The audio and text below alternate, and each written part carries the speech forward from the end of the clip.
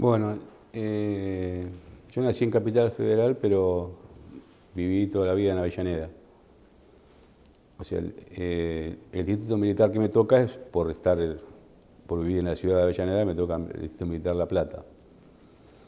Y bueno, de ahí es el destino después de todos los que van a presentarse al servicio militar para la revisación. La Plata cada distrito tiene su destino. Trabajaba con mi papá, que tenía una pequeña empresa de pintura, y en esos momentos la economía estaba bastante complicada. Me toca entrar al servicio militar en un momento muy crítico del país, con muchos problemas laborales, con falta de todo. El país no estaba, después de tantos años de dictadura que se destruyó el país, estaba muy mal. Así que el servicio militar para mí fue una tortura, porque no podía ayudar en mi casa. ¿Cómo ingresé? Te citan por carta, primero, te hacen una revisación, a ver si sos apto, y después te dan la fecha después te citan nuevamente para darte el destino.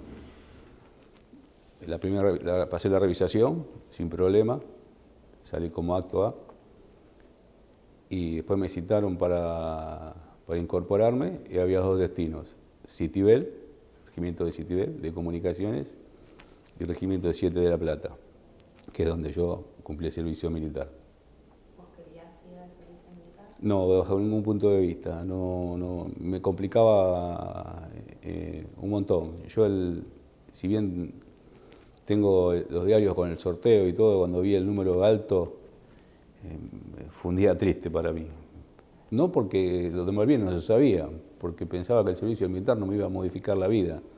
Aparte, yo necesitaba, no había abundancia en mi casa, necesitaba trabajar. Y bueno, lo destino en ese momento había que hacerlo, y bueno, y lo padecí bastante, porque el servicio militar lo cumplís todos los días. No es que vas un día y te quedas 30, no. Está a lo largo de un año. Así que bueno.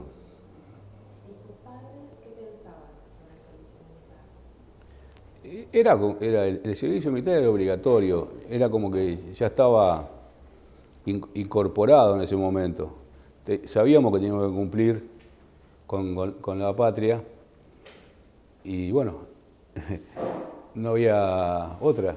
O sea, en ese momento, si vos no te presentabas, era una pena muy grande. Eran mínimo 5 años de prisión si te agarraban, y porque era desertor, hasta el fusilamiento.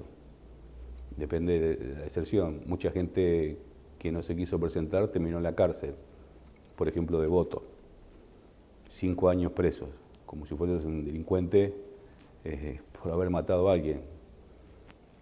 Y los que por religión no querían jurar la bandera, cumplían un castigo un poco menos severo, que no era la cárcel, pero sí lo cumplían en un cuartel, también con la misma pena, 5 años mínimo, encerrado, sin ningún tipo de derecho.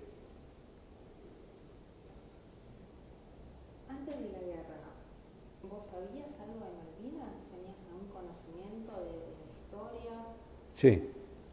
Sí, sabía, sí.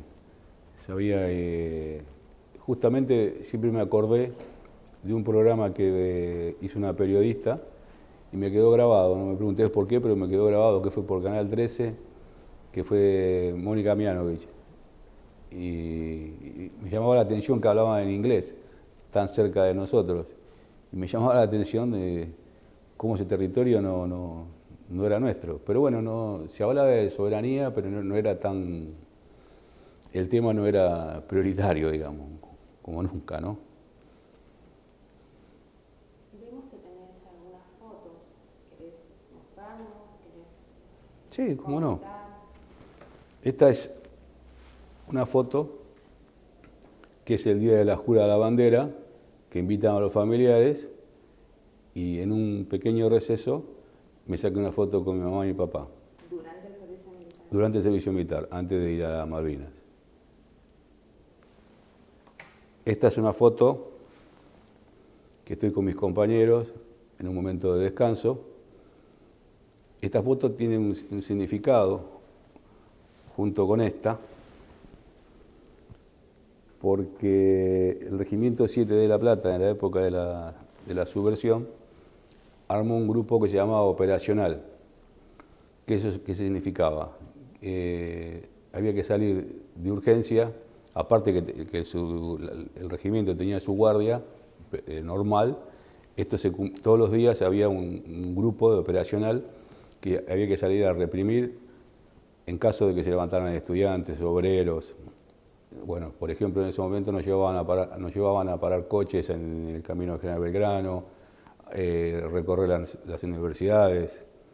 O sea, estábamos con ropa de civil, estábamos con ropa militar, pero en el fondo éramos civiles, no entendíamos lo que era una requisa, ese tipo de cosas. Te la enseñaban en ese momento. O sea que también una parte bastante complicada, ¿no? Porque la situación venía de muchos años de muertes, o sea, ustedes creo que ya lo habrán visto, de lo que fue la dictadura. Si bien la hicimos en el año 80, yo hice la servicio militar, comencé en el año 81, estaba más calmado, pero bueno, esto seguía en vigencia. O sea que nunca, por suerte, tuvimos un problema. Eso doy gracias que nunca tuvimos que intervenir en nada. Simplemente era para prevenir, o digamos, hablando en criollo, para asustar a la población. Durante el servicio militar, ¿qué actividades hacías? Y se llama orden cerrado, una de las cosas. Que te enseñan a hacer la cama, que te enseñan a desfilar, a conocer los grados, a cómo saludar. Te enseñaban las fechas patrias, por ejemplo. Y después, dentro del regimiento, se cumplen diferentes roles. En el regimiento se llamaban compañías. Por ejemplo, yo era compañía A, compañía B y compañía C, que eran las 3 compañías de infantería. Después estaba la compañía de destinos, que serían los auxiliares de los casinos de oficiales y de suboficiales, que hacían el trabajo de carniceros, mozos, etcétera, etcétera. Y el otro, que era servicios, hacían el trabajo digamos, de plomería, gasista, pintores. Y bueno, a mí me tocó en una compañía de infantería que era marchar, después ejercicios con helicópteros. En ejercicio con helicópteros significaba pasar por arriba de las tropas enemigas y atacarlos por detrás. Lo practicamos muchas veces. Bueno, los paseos eran gratis porque eran helicópteros del ejército. Bueno, fue un entrenamiento bastante duro para nosotros, porque mucho frío, pleno invierno, las puertas de los helicópteros estaban abiertas y bueno, muchos de mis compañeros se mareaban, tenían vómitos y un despegue de un helicóptero bastante despega para arriba, medio como que se sube el estómago, pero bueno, hasta que te acostumbras. Bueno, todo ese tipo de ejercicio y bueno, después todos los maltratos a vivir y por haber, ¿no? Se divertían cortándote el cabello y el orden famoso cerrado, que significa la colimba, correr, limpiar y barrer. O sea, el maltrato a la orden del día. O sea, eso fue por muchos meses, hasta que ya, al ser soldado viejo, ya cesa la actividad y estás un poco más tranquilo. O sea, no molestan tanto porque uno también ya sabe que se va a ir y es como que mucho no le hacíamos caso. Entonces por eso tampoco no molestaban, digamos, con el tema de corra, venga, vaya, esto, el otro. O sea, en vez de ser un servicio militar, es un sirviente y un maltratado, al menos en mi unidad. Por eso que hay una coincidencia en un 99% de mi regimiento contra los cuadros. Los cuadros significa que son oficiales y suboficiales del regimiento. No todos, porque sería desleal decir eso. pero lo tomamos como una diversión en vez de enseñarte lo que es el servicio militar. Aparte, me causó muchos traumas.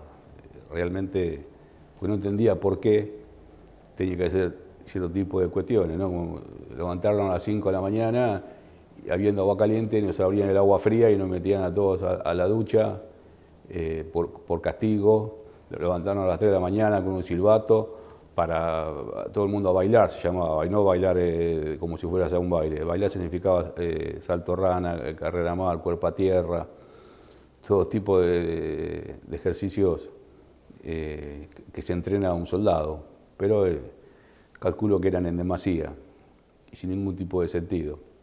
Pero bueno, ya era traumático antes de ir al servicio militar y realmente todo lo que nos enseñaron después algo sirvió y algo no sirvió. ¿Qué me quedó del servicio militar? Y algunas cosas buenas, por ejemplo mis compañeros, haber conocido tanta gente, y lo bueno era que no había distinción de clases sociales, porque todos teníamos la misma ropa, no sabíamos quién era quién, y ahí se construye la amistad y la no amistad.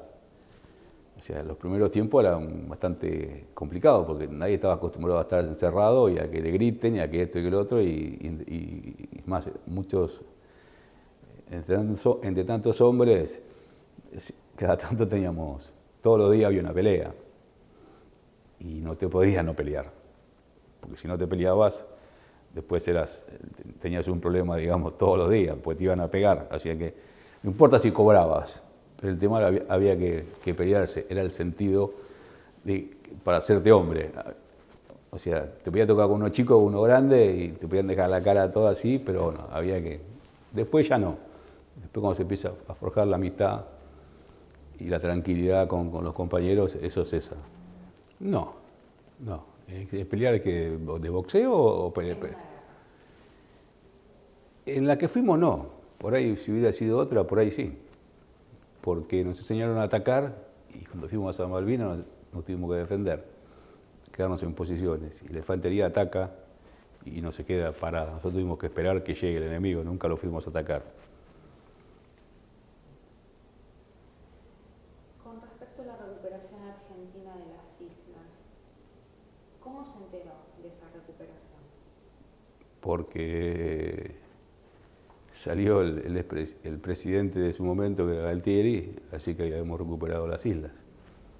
Nadie lo sabía en el regimiento. Una cosa que salió de sorpresa. Nos enteramos el mismo día, ojo.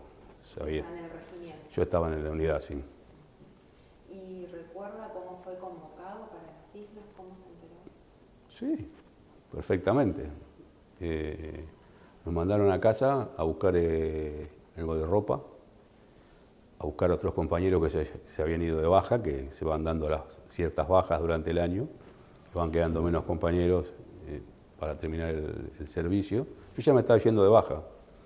Bueno, vine a mi casa a buscar un suéter, no me acuerdo qué cosa más, algún tipo de ropa más y media, no me acuerdo, y tuve que volver a la unidad. Y ahí nos equiparon con una campera, bueno, y por supuesto todo el armamento, y ropa un poco más pesada, y borceguíes nuevos.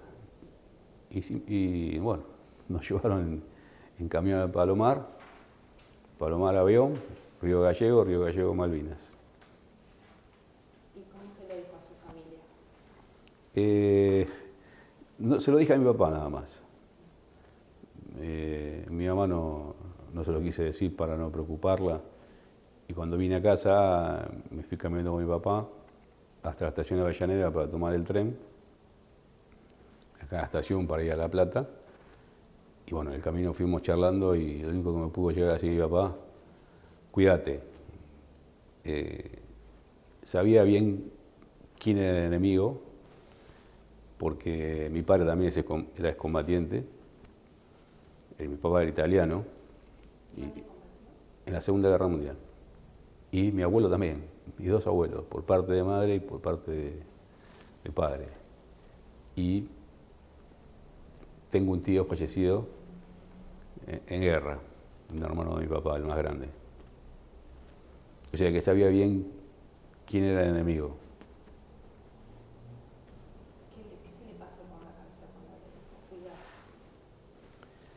Y, sentía en ese momento? y mu- Sabiendo que toda su familia ha combatido en alguna guerra. Y yo escuchaba mucho de la guerra en mi casa, por eso fueron inmigrantes. Entonces uno de los temas que mucho se hablaba era de la guerra, de cómo atacaba tal ejército. Por ejemplo, el americano o el inglés fueron los que vinieron a Italia, digamos, porque Italia era aliada a Mussolini y por eso combatieron contra los ingleses y los americanos. Así que ya sabía de cómo bombardeaban esto y el otro, pero bueno, después cuando uno llega ahí, cuando me dijo cuídate, siempre la premisa después se te viene sola cuando estás en el combate para cuidarte. O sea, cuando te disparan no saben quién sos. O sea, también vos te puedes cuidar, pero también yo puedo estar hablando acá hoy porque tengo suerte. O sea, de hecho que muchos de mis compañeros murieron, ¿no?, en el combate. En el caso mío tuve heridas leves, que no fueron tan graves, digamos. Cuando llega a las islas, ¿usted llega solo? ¿Llegaba con otros compañeros? ¿Cómo fue esa llegada? Nos subieron en un avión a toda la compañía y aterrizamos en Malvinas. Y ¿Qué ahí, sintió en ese momento cuando vio las islas? y la verdad que no pensábamos que íbamos a entrar realmente en combate. Teníamos la esperanza de que haya un arreglo. Yo mucho lo comentaba, decíamos, no le vamos a poder ganar por la fuerza que tienen los tipos, no porque seamos nosotros menos. O sea, en cuestión de armamento, como que uno ya estaba, yo ya lo sabía eso, que era imposible que le ganemos. O sea, era una cuestión obvia para mí. Mucha gente se agolpaba en la puerta del regimiento antes de salir y yéndose sus hijos y todos. La verdad que yo decía, ¿no?, porque nos gritaban, pongan esto, pongan lo otro, muchachos, coraje, vamos a hacerlo tal y tal y tal a los ingleses, venga que lo vamos a hacer esto. Y yo por dentro pensaba, le están quitando a sus hijos que vayamos a pelear. Y yo no lo veía como una cosa. O sea, nunca estuve de acuerdo no porque yo lo sepa ahora que ya pasó, pero nunca estuve de acuerdo con lo que hicieron. No porque sea un visionario, porque por lo que me preguntaste antes, sabía con quién nos tocaba la cosa. Cuando llega a la isla, ¿tuvo algún contacto con los isleños o directamente fue derivado o ubicado a...? No, ninguno, no. No se podía, aparte estaba prohibido.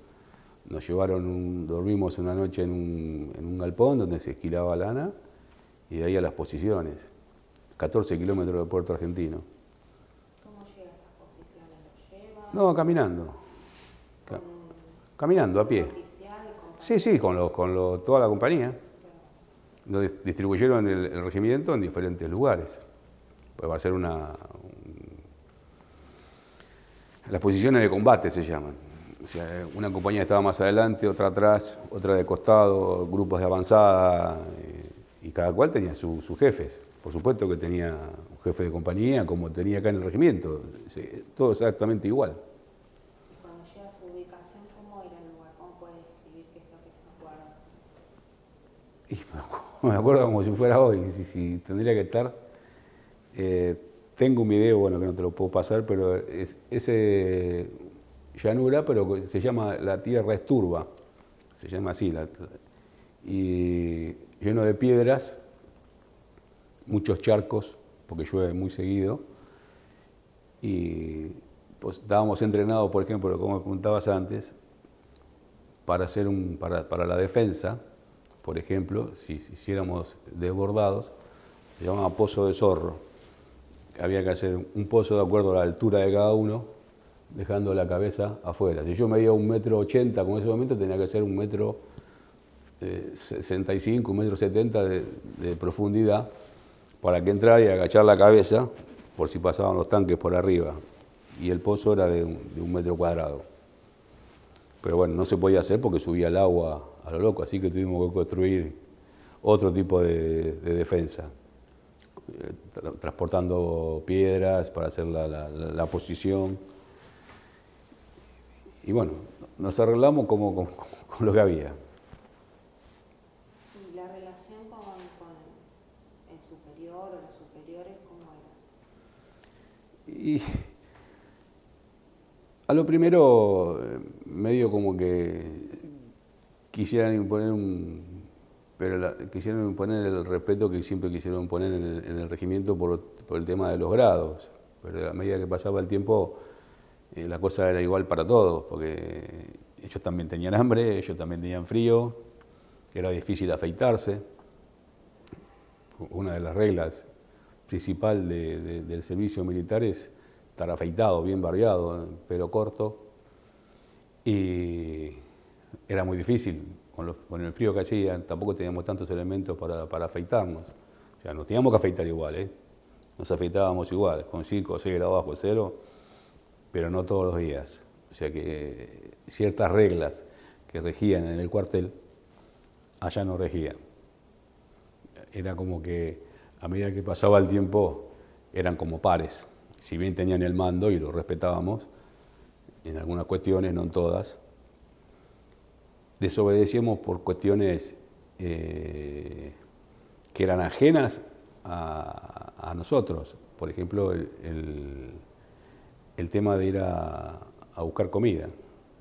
Al estar tan lejos nosotros no nos llegaba el abastecimiento de comida y tampoco se podía prender fuego para cocinar ni nada por el estilo por el tema de los misiles, porque el fuego atrae el misil y la posición corría riesgo y corría riesgo toda la compañía. Entonces ahí sí desobedecíamos y hacíamos 14 kilómetros de ida y 14 de vuelta para ir a buscar comida al pueblo. Una cosa realmente muy desagradable, porque si vos me decís contacto con los isleños, y le hemos sacado la leche, por ejemplo, de la puerta de la casa, no porque éramos ladrones, porque la necesitábamos. Porque pasaba el lechero, le dejaba la leche y se la sacábamos. O buscábamos comida en los depósitos del pueblo, que estaban custodiadas por compañeros nuestros, que ellos tenían órdenes de que no podíamos entrar, ni tocar, ni agarrar nada. Pero la panza vacía te hace cometer cosas que nunca vas a pensar que la vas a hacer, y sin embargo se hacen. Digamos que estábamos hurtando o robando, porque a veces teníamos que romper algo para sacar algo, y eso se llama robar porque rompes. Cuando agarrábamos la leche era un hurto, no era tan grave, pero si rompíamos un candado o algo, o amenazábamos a un compañero, que no era de nuestra unidad, era de otras unidades que custodiaban la comida. Y bueno, era todo un problema. Hubo situaciones muy difíciles de afrontar, porque llegamos a un punto de cargar el fusil y ponérselo en el pecho a un compañero nuestro para llevarnos la comida. Estuvimos al punto de matarlo literalmente al custodio de los contenedores donde estaba la comida. Y cuando volvía con la comida, ¿estaba su jefe, el oficial, le decía algo? No, sí, teníamos retos, pero muy livianos. ¿Sabía de la situación? Sí, totalmente, sí, ellos también necesitaban. Cuando llegábamos compartíamos también. Los que traíamos, no sé, por ejemplo, un queso, un dulce, o leche en polvo, o latas, tratábamos de compartir con los que estábamos siempre, ¿no? Para que también se alimenten, porque nos turnábamos no eran 14 kilómetros en línea recta, era todo montaña, subida y bajada, y con mucho cuidado había que caminar por los pozos que había, y no se veían porque estaban tapados por la hierba. Podíamos caer en un pozo hasta de 50 centímetros y mojarnos hasta la cintura. Pues muchos veníamos mojados, nos pasó a casi todos, porque no los ves. El día del ataque, el primer ataque, y no entendíamos nada, la verdad que fue terrible. Atacaron las posiciones no cerca de nosotros, pero nos pasaron los aviones por arriba. Nunca vimos pasar un avión de combate a esa velocidad y después con cómo bombardearon. O sea, es la verdad que escalofriante. Y pensábamos el daño que estaba haciendo, porque estaban atacando a nuestros compañeros. Si bien no los conocíamos, que eran de otras unidades, sabíamos que estaban haciendo daño. Y que en cualquier momento nos iba a pasar a nosotros también, que fue lo que pasó. O sea, fue un día duro, sí, un día muy duro. Esa sensación de se le pasó todo por encima, el miedo, pánico, el ruido. Llega un momento que, sí, en el momento sí, te da miedo, lógico. Si te digo que no, sería, le dio miedo a los oficiales, imagínate a nosotros. Pero un miedo escénico, no un miedo de cobarde, digamos. No teníamos esa... Si bien no estábamos preparados para la guerra, pero sí estábamos mentalizados, digamos, por el hecho del año del servicio militar y por cómo estábamos formados, que había que defenderse. Pero fue un día duro, la verdad que fue un día duro. Así que, ¿y cómo llegó la noticia del hundimiento de la General Belgrano? ¿Cómo se enteraron ustedes? Y eran muy escuetas las noticias, porque donde estábamos nosotros no teníamos, digamos, una televisión ni radios. Y era como que venía un mensajero, y había radios, había algún muchacho que tenía una radio y podíamos escuchar alguna radio inglesa, la verdad que fue una noticia realmente... Mira, ya el día de hoy me lo estaba preguntando y se me pone la piel. Dijimos, qué locura, Dios mío. No sabíamos la cantidad de muertos que había, ni nada por el estilo. Ni tampoco conocíamos a nadie. Yo conocí excombatientes después de la guerra del crucero. Bueno, las cosas que te cuentan realmente no las imaginábamos, pero fue durísima. ¿Y cuál y cómo fue su primer contacto con los británicos? ¿A qué te referís? ¿Al combate? Sí, al combate. Primero nos hicieron un hostigamiento muy seguido. O sea, no los veíamos, porque nos tiraban de barcos, nos bombardeaban con aviones, nos tiraban con cañones de lejos, no lo veíamos al enemigo.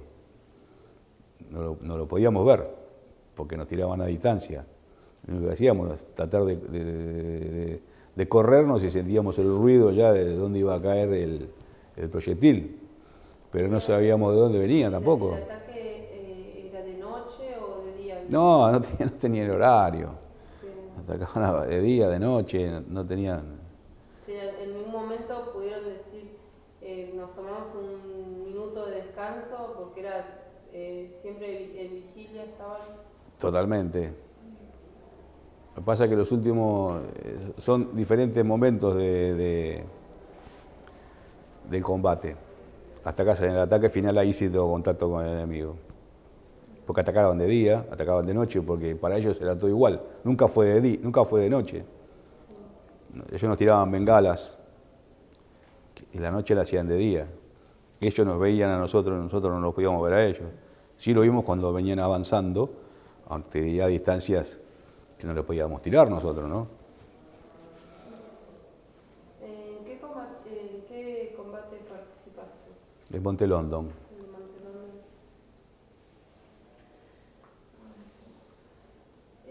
¿Qué recordás de los compañeros caídos en las acciones de las que participaste?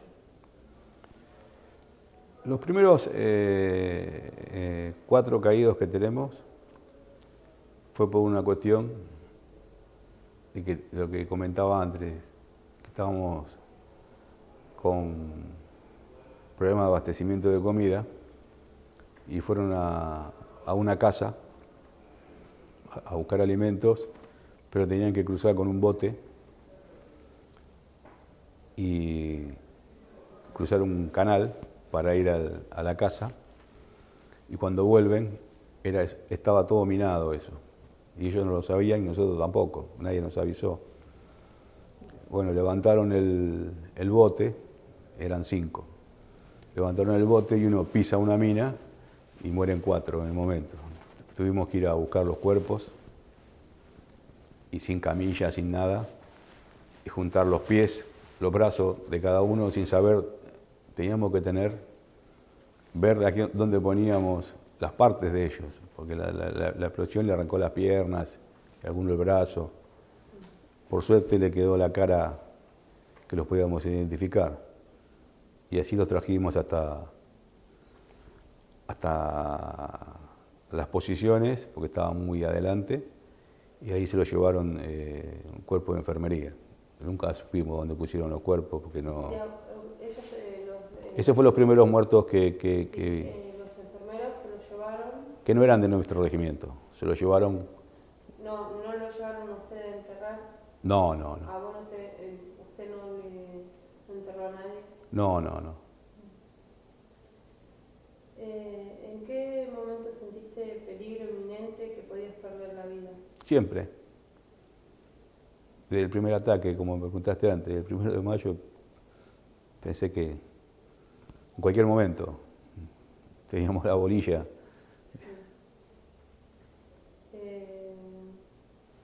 ¿Fuiste testigo de otras acciones de combate entre argentinos y británicos? Sí, fui protagonista. ¿Cómo te llegó la noticia del cese del fuego? ¿Qué sentiste?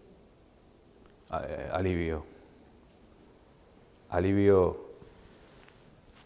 porque ya estábamos muy diezmados. Después de tantos días estar en el campo de combate y después de tanto tiempo, 4 días sin dormir y sin comer, que fue el ataque final, que esos fueron los 4 días que los retuvimos y no los dejamos pasar, fue durísimo. O sea, siempre fue de día, por eso lo que estaba diciendo antes, atacaron de día y de noche. Y bueno, le hicimos frente y bueno, ellos también. La única alegría que tengo es que ellos nos reconocieron por el valor que tuvimos, pero sí, yo sentí, como mis compañeros, sentimos un alivio, porque sabíamos que ya no es que no queríamos, no podíamos. Y una impotencia, aparte del alivio, una impotencia de todo lo que había visto, ¿no? Y encima yo estaba herido más todavía. ¿Dónde estaba herido? Me hirieron en un brazo y en la espalda, con esquirlas, muy pequeñas, pero son dolorosas. Y después tenía una herida que era casi común, que no era de guerra, era por los pies fríos, se llamaba el famoso pie de trinchera. Tenía los pies con mucho dolor. Por el tiempo de... Por el frío. Sí, el frío. Y el agua. El agua, mucho tiempo. Sí.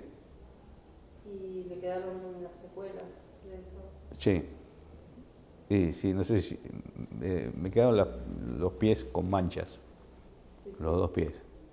Sí, la otra vez usted nos había comentado eso, de que había quedado con las secuelas. Y bueno, sigamos con las preguntas, por favor. Sí.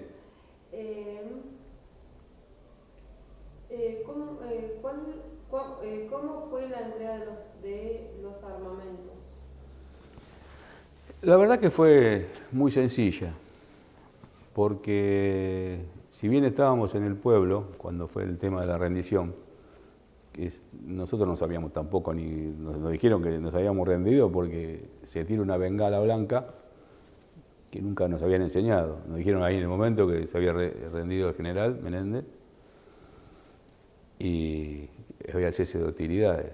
Si bien algunas unidades todavía siguen combatiendo sin saberlo, estábamos con el armamento encima, porque estábamos en el pueblo, en unos galpones que nos habían asignado, que eran un gimnasio, como el puerto tiene también galpones que eran donde bajaban la cosa los barcos.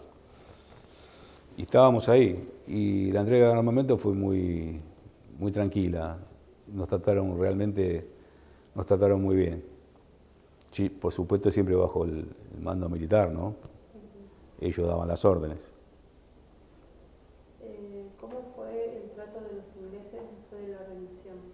Excelente. La verdad que se portaron de una manera que hasta vergüenza me da contarlo, ¿no?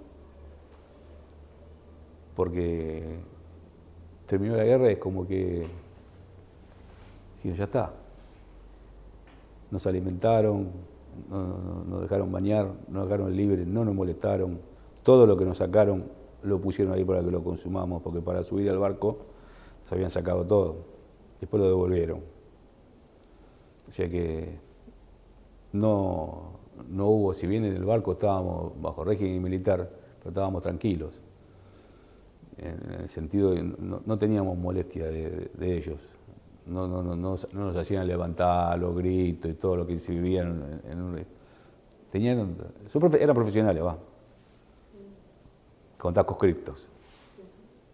Les llamaba la atención que peleábamos gratis. Ellos cobraban. Eran soldados profesionales. Sí, no. Eran las preguntas que nos hacían.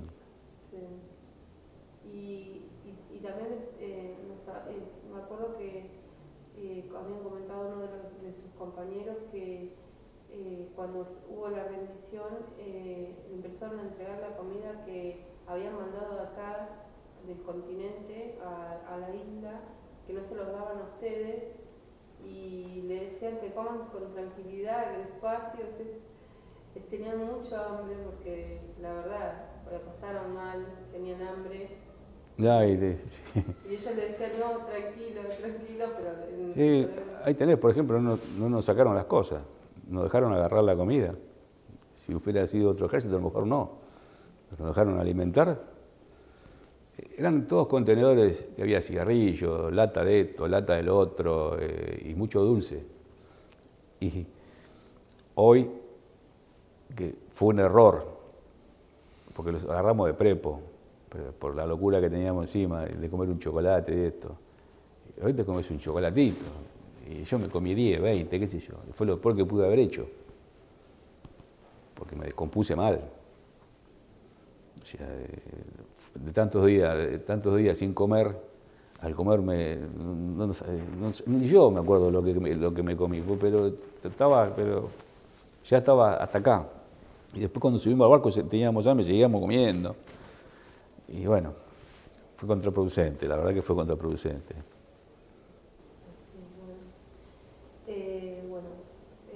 Vamos con la parte de la vuelta al continente. ¿Cómo volviste? A mí me tocó venir en un transatlántico que se llamaba Canberra, porque no está más. No era un buque de guerra, era un buque adaptado para llevar tropas. Era un crucero. Bueno, la cuestión que cuando llegamos al puerto para que nos iban a embarcar, no sabíamos dónde ni cómo. Vemos la lancha en el agua que decía en Canberra y nos había llegado la noticia que lo habían hundido. Dice, ¿cómo este barco? ¿Y estas lanchas de dónde salieron? Si este barco, porque llegaban las noticias de alguna forma, que nosotros habíamos hundido tal cosa, habíamos hundido tal otra. Y vemos la lancha y decimos, nos hablábamos nosotros, este barco lo hundieron, el Canberra. Claro, el barco estaba no sé a cuántos kilómetros o millas, no sé, como la marítima del pueblo, del puerto. Y nos llevaron esas lanchas y dijeron, nos tiran al mar. No entendíamos nada, porque estábamos, ahí sí, nos llevaban arriba de la lancha y nos venían apuntando. Y estábamos sentados en la lancha que parecíamos pollitos mojados, no entendíamos nada, aparte del mareo, de cómo se movía la lancha, también nos hacía sentir mal. Hasta que de repente nos encontramos con un motro, con una lucecita, que era un barco para 5.000 personas. Bueno, nos hicieron subir al barco prolijamente, nos asignaron un camarote. Nos fueron dividiendo y nos fueron asignando camarotes. Primero nos atendió la Cruz Roja y nos recibieron con una sopa caliente y un pan. No lo podíamos creer. Que el enemigo no daba de comer, digo, no entendíamos nada. Pero sí, nos recibieron con una sopa y un pan. y nos asignaron un camarote. Bueno, y eso es lo que yo te hablaba antes de la libertad, que queríamos dar un baño. Imagínate que tuve 60 días sin bañarme. Y la locura esa era bañarnos. Bueno, por supuesto que antes de subir al barco nos sacaron todo lo que nos revisaron, ¿no? No podíamos subir con nada de comestible, nada de... Y todo lo teníamos que entregar, ni cigarrillo, ni fósforo. Bueno, nosotros por supuesto que los cigarrillos los escondimos, los fósforos también. Cosa que no fue una revisación tan exhausta, digamos. Pero sí nos sacaron un montón de cosas. Y yo, por ejemplo, tenía todas las cartas que me habían llegado, y las tenía en un bolsillo de la campera, me preguntaron qué era, y se las mostré, me dice, guárdela. Nos sacaron los cordones, porque éramos presos, y bueno, y arriba. El problema del barco era que estaba parado y nos tuvieron que dar una pastilla porque hacía este movimiento así, oscilaba así y nos mareaba. Nos daba vómito porque todo lo que habíamos comido en el puerto y demás, estábamos, pero no entendíamos nada, tanto día de frío, hacía calor arriba del barco. Cambiamos la temperatura de bajo cero a no sé cuánto grado había arriba del barco. Si estábamos en calzoncillo y estábamos en pantalón y con una remera, no estábamos vestidos con toda la ropa. No nos dio tiempo a lavarla y el problema era que no sabíamos de dónde íbamos a ir.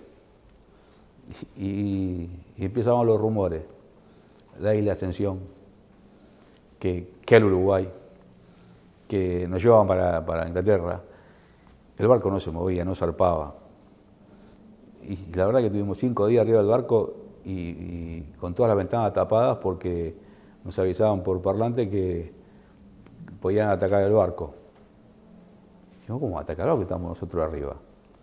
Bueno, siempre hasta que no tocamos puerto, que después nos llevaron a Puerto Madryn, nunca supimos si íbamos a estar vivos. Y bueno, por suerte no pasó nada, y se ve que hicieron los arreglos medianamente bien y nos dejaron en territorio argentino. Sí, porque ese es el tema, si los tomamos como tendría que ser prisioneros de guerra, los llevaban a Inglaterra o A una isla, que eran de ellos, sí. Porque los primeros prisioneros que agarraron, los bajaron en Uruguay, no se los llevaron. Entonces ya pensábamos que no nos iban a... Pero sí que nos podían bajar en alguna base de ellos. Tampoco lo sabíamos, éramos soldados rasos, no teníamos ninguna información. Todo lo que sabíamos porque lo decían por parlante y lo escuchábamos en el camarote. Nada más. Sí, estaba pensando, ustedes pensando que si nos llevan, ¿a dónde nos van a llevar? ¿Nos van a tener como esclavos o algo? Esa era la situación. Y mandaban ellos. Sí. Y cuando llegaron al continente, a Puerto Madryn, Sí. ¿Cómo y quiénes los recibieron? Militares argentinos nos subieron en camiones. Nuevamente volvimos a la normalidad y nos llevaron paramos en el pueblo y otra vez cometimos actos de vandalismo, porque esta fecha se cumple ahora, cuando llegamos, creo que es el 22 de junio, el día que Puerto Madryn se quedó sin pan. Existe realmente eso, y se festeja todos los años. Porque bajamos de los camiones y fuimos a buscar pan a la panadería, la gente nos daba la comida, nos pedía el souvenir. Y la verdad que estábamos con un poco de temor porque nos iban a culpar porque habíamos perdido. Nos decían que habíamos sido cobardes, esto, lo otro, y era todo lo contrario. Habíamos dejado todo. Y bueno, por suerte la gente se portó muy bien con nosotros. ¿Y de Puerto Madryn a Buenos Aires? De Puerto Madryn fuimos a Trelew y de Trelew en avión hasta la base del Palomar, que son guarniciones militares, donde pretendían engordarnos para devolvernos, dos caraduras.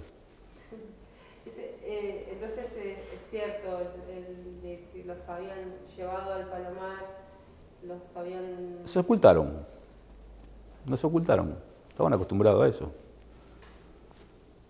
O sea, si bien vino la inteligencia del ejército a interrogarnos, era un cuestionario de 80 preguntas y nos preguntaban qué había pasado en la isla. Y te imaginas, nadie tenía miedo de nada. Después de lo que habíamos pasado, contestábamos lo que teníamos que contestar. ¿Cómo me estás preguntando ahora? Yo te digo las cosas como eran. O sea, lo que yo te digo lo puedes corroborar con otro compañero mío. O sea, que no es que... Y cuando empezaron a hacer el cuestionario lo cortaron, porque vino la orden de arriba que basta. Después eso fue al archivo, ahora creo que eso está todo desarchivado y bueno. Pero éramos realmente, no éramos normales en ese momento.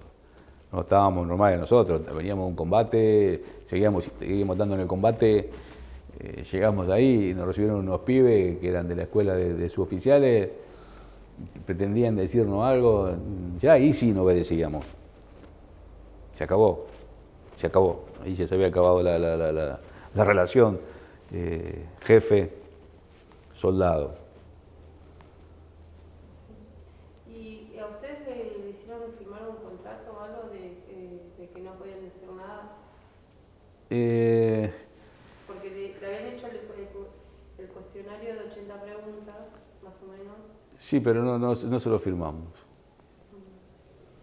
Lo único que tuve que firmar es que estaba apto para que me devuelvan el documento. Eso sí me lo hicieron firmar en el regimiento. Si no, no me devolvían el documento, como que estaba sano, que el ejército se dedicaba de todo lo que tenía, si podía padecer de algo. Estaba destruido, 15 kilos menos, los pies rotos, hemorroides, tenía de todo, pero dame el documento que yo no lo quería ver más. Y sí, ahí sí le tuve que firmar. Que muchos de mis compañeros se lo acuerdan y otros no.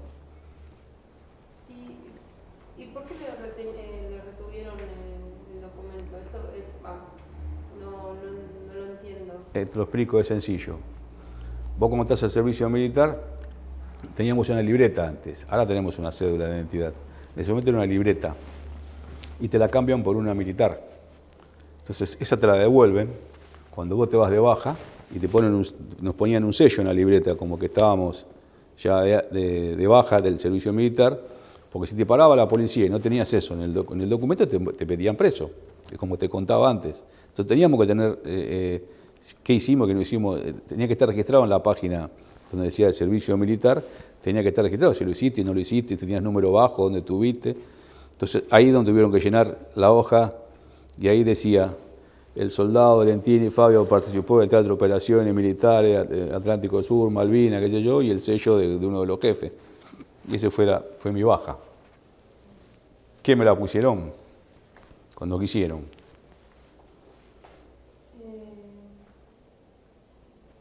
¿Cómo te trataron al resto de tus superiores militares y qué órdenes te dieron? ¿Cuando llegamos? Sí. Ninguna, no podían decirnos nada.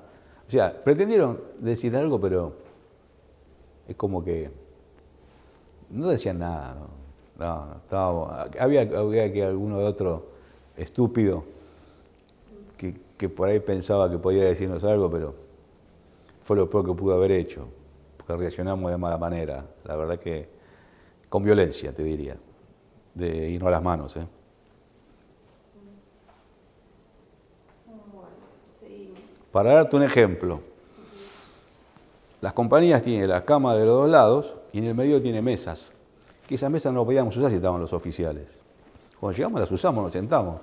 Y había un oficial que estaba parado y él se tenía que sentar por lógica. Y estábamos hablando con el jefe de compañía, de los heridos, de esto, cómo estábamos, quién se quedó, quién partió, fue en otro barco porque lo tuvieron que evacuar por X motivo, por herido, pues salieron antes del combate. Y si sabíamos dónde estábamos, pues estábamos haciendo un listado de los heridos y demás. Y el tipo se enojó porque estaba parado. Y nos trató no sé de qué, si no se va, creo que hoy no la cuenta. Cobró un par de piñas, eso es lo que... Y bueno,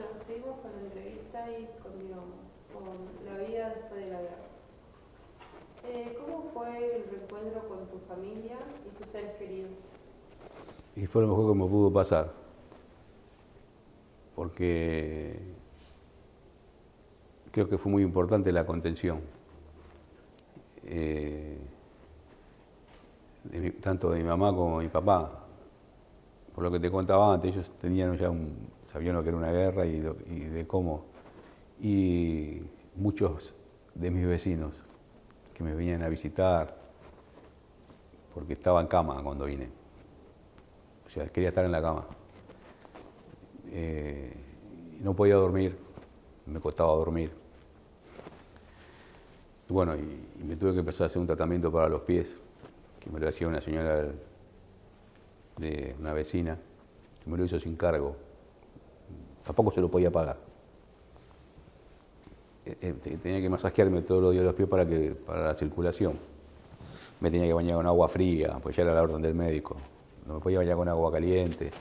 Bueno, y lo mejor fue eso, de tener a la familia y creo que un perdón de mi hermano en ese momento, que me dijo, mientras vos estabas allá yo fui a bailar.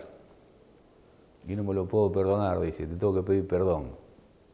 Y digo, hiciste lo correcto. ¿Qué vas a hacer? Y acá la vida continuaba.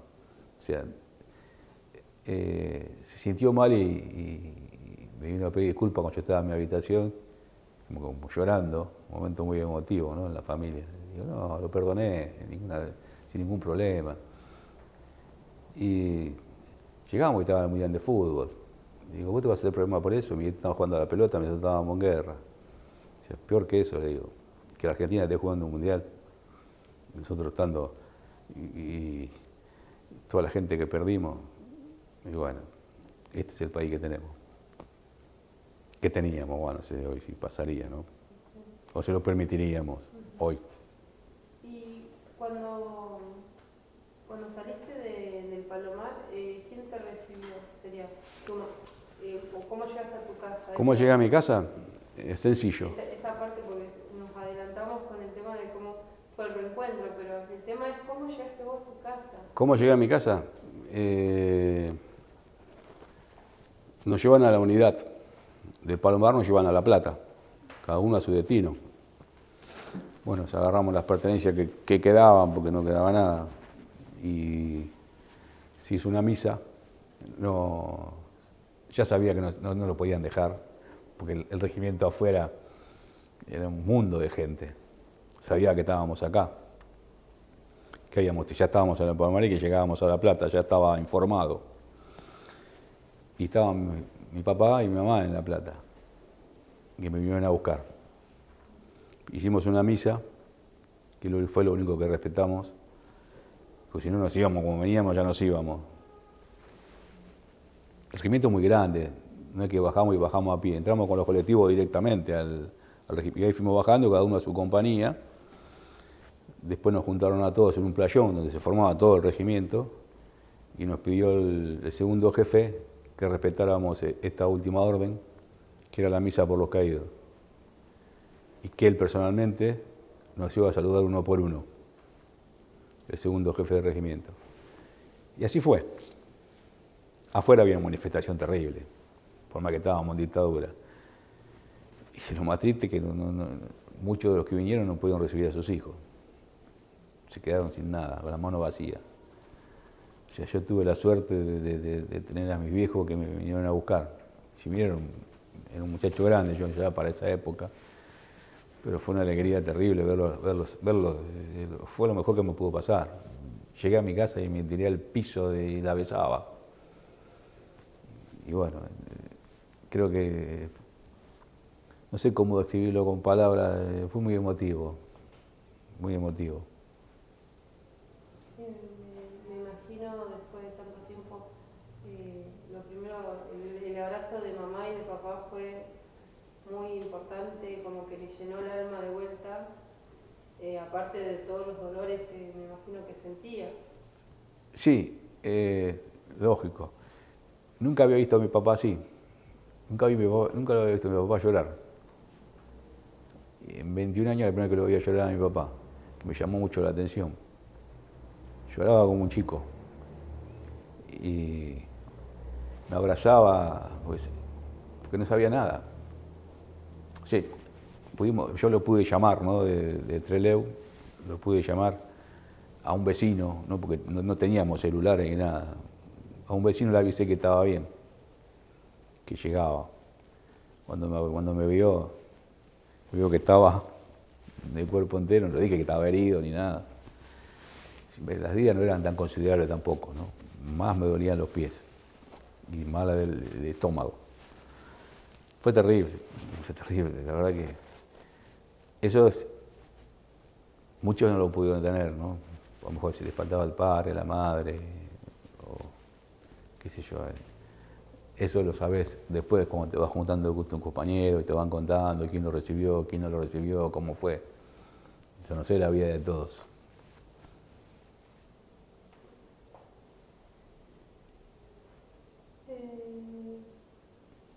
Y de tu unidad, ¿cuántas bajas hubo? 38. El regimiento 7 de Arana. Sí, de La Plata. Ahora está en Arana, pero estaba en La Plata. Bueno. Sí, creo que Arana pertenece a La Plata, si no me equivoco. Sí. Estaban 19 y 51 regimientos. ¿Dónde y con quiénes viviste la inmediata posguerra? En mi casa, con mis padres.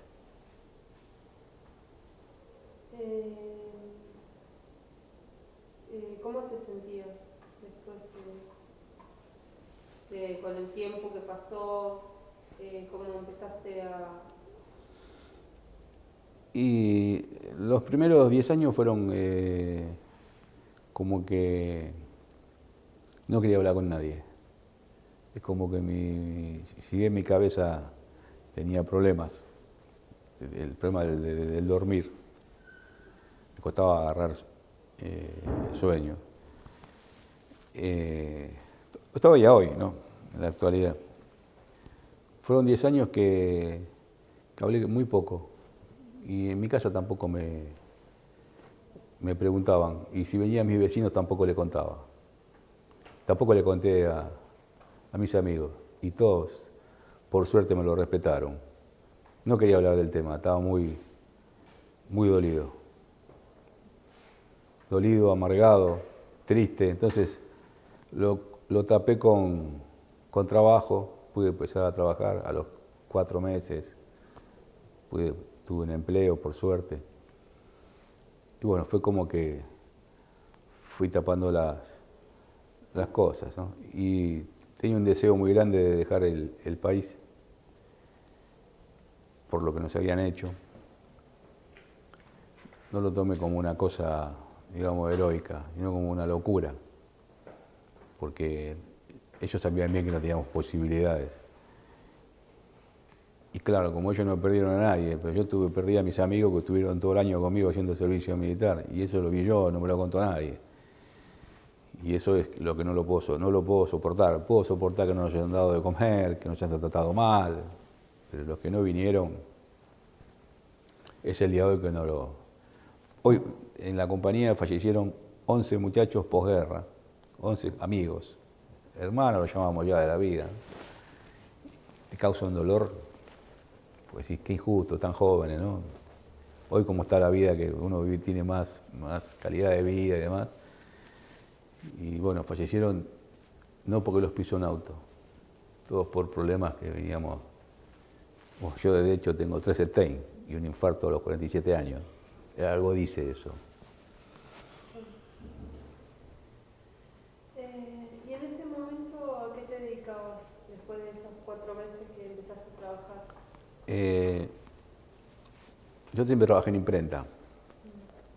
Empecé a trabajar en una imprenta. Y bueno, me concentré en el trabajo y la verdad que no me puedo quejar, me fue muy bien. Psicológicamente y económicamente, con todos los problemas que tenía el país, ¿no?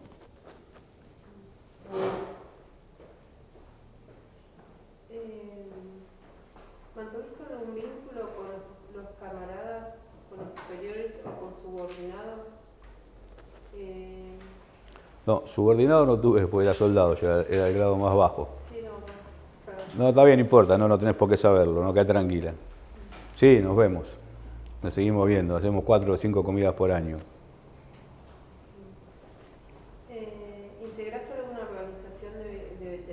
Sí, participo en una en la actualidad, que es acá de Avellaneda, que por este motivo estoy acá, con ustedes.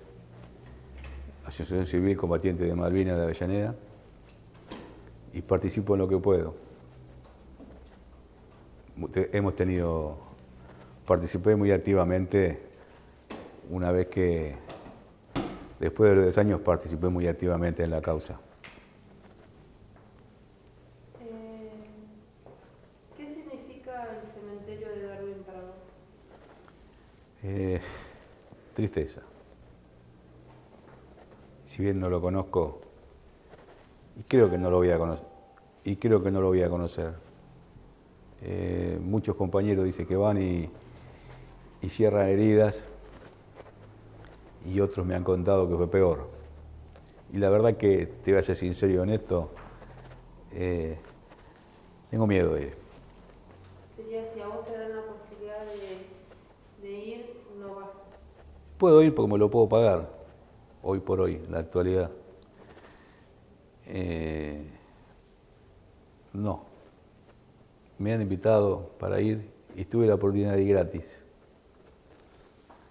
Sería, no es tu asignatura pendiente. No, tengo otras cosas.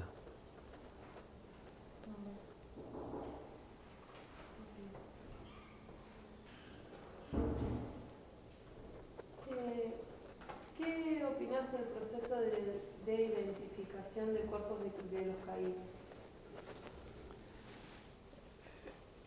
Ahí tengo un sentimiento un poco encontrado, ¿viste? Pero bueno, la realidad es que si me pongo a pensar en los familiares está perfecto. Que sepan dónde está enterrado su hijo, o su familiar, o su hermano, su padre. La verdad que estuvo bien. Nosotros teníamos un compañero que fue los que pisaron la mina, que voló al agua y nunca lo pudimos encontrar. Y lo encontraron no sé a cuántos kilómetros del lugar, pues se lo llevó el agua. Y por suerte lo identificaron y tiene su lugar en Darwin. Yo creo que, no sé, la verdad que no sé si corresponde que estén enterrados allá o estén acá. Si bien es el lugar de combate, donde estuvimos, el lugar donde fuimos, la verdad que no tengo bien claro. No tengo una cosa de mucha pena con eso. La verdad es que tampoco me pongo a pensar mucho, porque me tortura, realmente me tortura. Bueno, acá había una pregunta que decía si habías vuelto a Malvinas, y nos dijiste que no es tu intención volver, así que la corremos. ¿Tuviste o tenés alguna enfermedad, dificultad, marca vinculada a la experiencia de la guerra?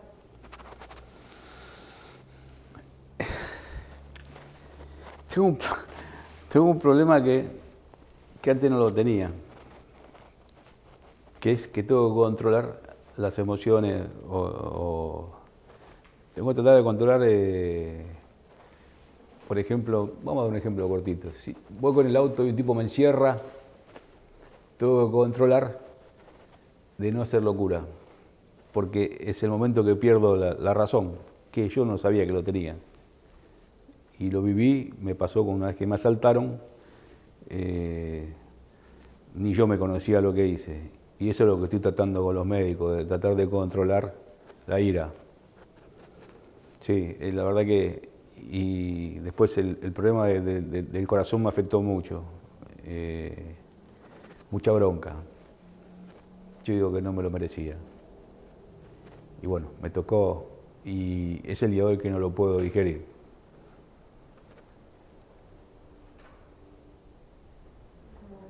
¿Qué significa para vos la guerra de Malvinas hoy? No estamos hablando del joven que fue a la guerra, sino estamos hablando de la persona de hoy, a los 61 años. ¿Qué pensás de la guerra de Malvinas? Que fue un desastre, una locura, que muchos de los argentinos no tienen la menor idea del daño que hicieron. No lo digo como resentido, digo porque lo viví realmente. Me hicieron una nota a mí para un canal y me dijeron que cuente una de las cosas como estás preguntando vos.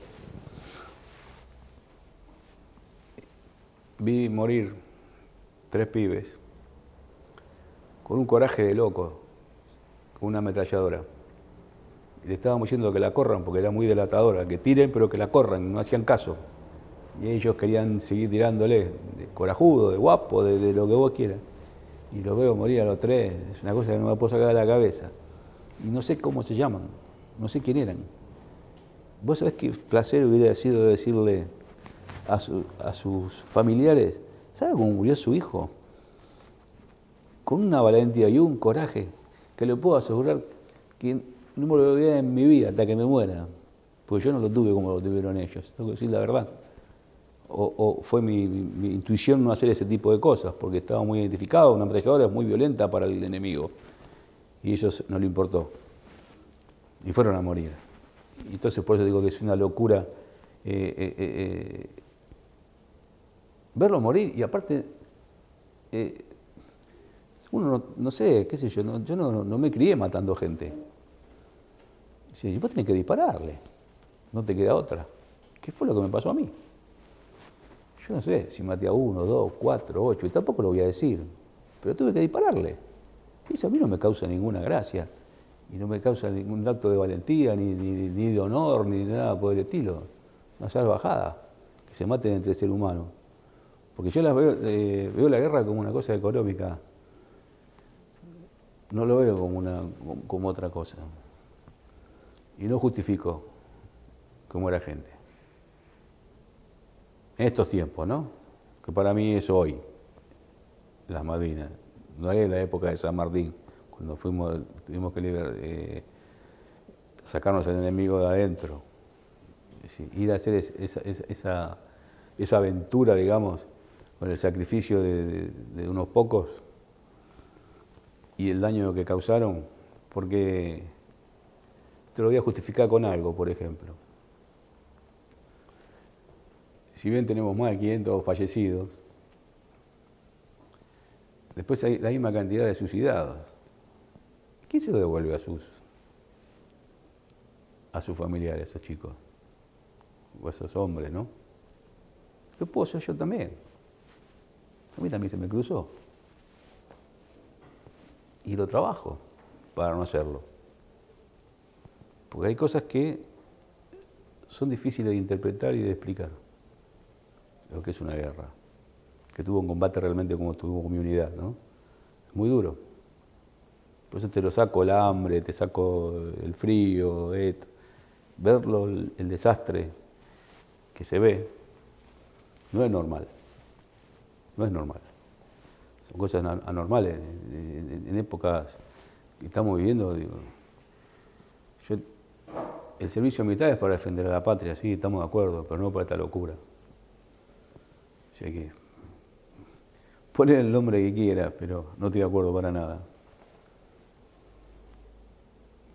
Sería, para vos, no tenía que haber estado esta guerra. No, bajo ningún punto de vista. Es inexplicable. Inexplicable.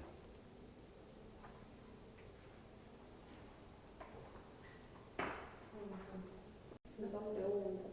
Hay una que no sé si hacerla porque... Perdón. Bueno, continuamos. ¿Cuál es tu posición actual respecto a la defensa de la soberanía? Y yo creo que por la vía diplomática tendría que ser y tener independientemente del gobierno que esté, tendría que haber una política de Estado y defenderla hasta la última consecuencia porque sí que es nuestra. Y la considero que son nuestras y la siento que son nuestras. Eso es así. Por un montón de cosas, porque por el lugar donde estaban, porque la usurparon en 1873, no la devolvieron. Es un lugar estratégico para ellos, nos sacan todos los recursos a nosotros, por un montón de cosas y por los que perdimos. ¿A qué otros veteranos te parece que deberíamos entrevistar? Y me gustaría que entrevistes a uno del Crucero General Belgrano. Es otra guerra esa.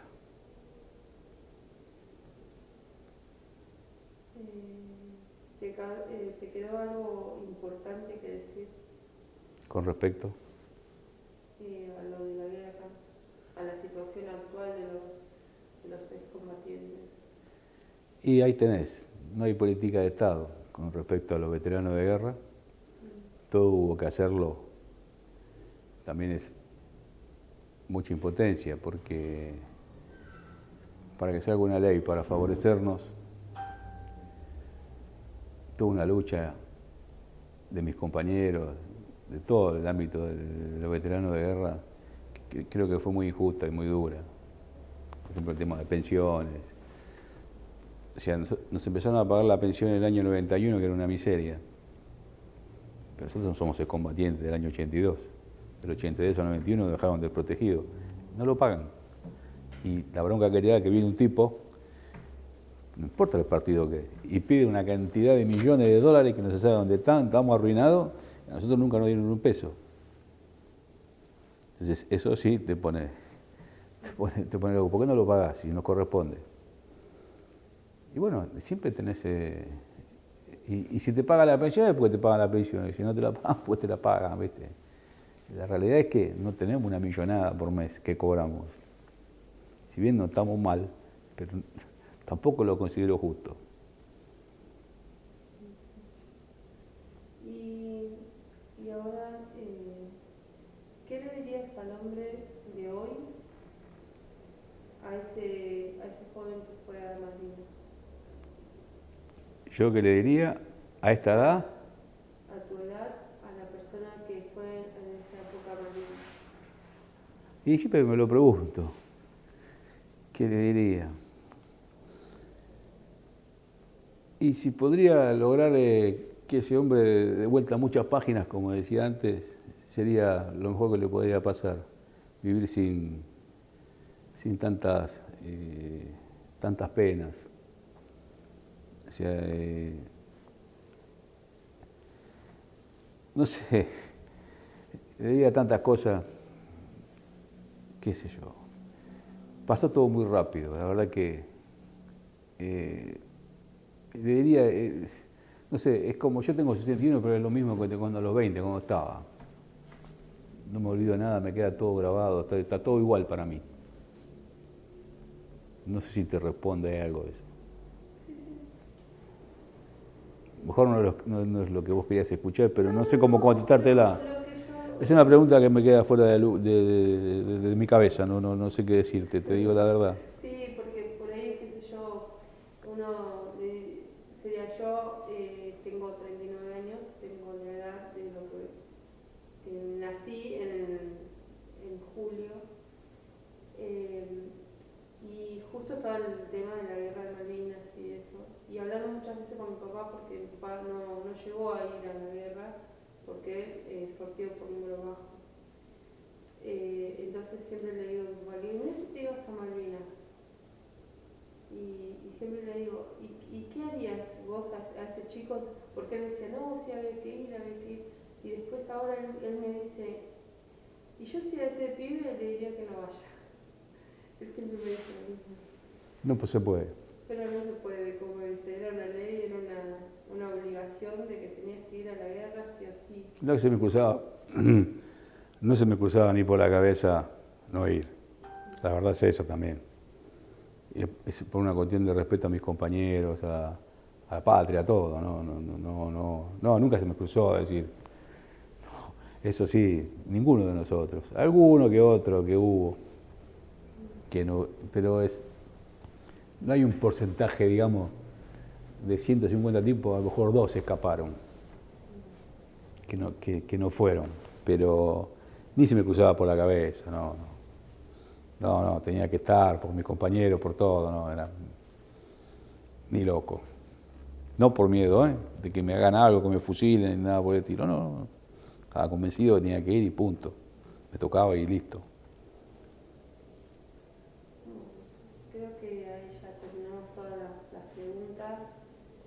No sé si querés decir algo más, si te sentiste cómodo. Sí, no, la verdad que me sentí re cómodo, fueron muy... La verdad que fueron muy bien dirigidas las preguntas, muy respetuosas. No fueron preguntas de chusmas, sino realmente fueron unas preguntas que fueron bien al hueso, como diríamos. Y creo que si pude estar a la altura de haberle respondido, mejor para ustedes. Y bueno, eso es lo que me sentí re cómodo, me trataron con mucho respeto y contento de haberles contado algo de las vivencias.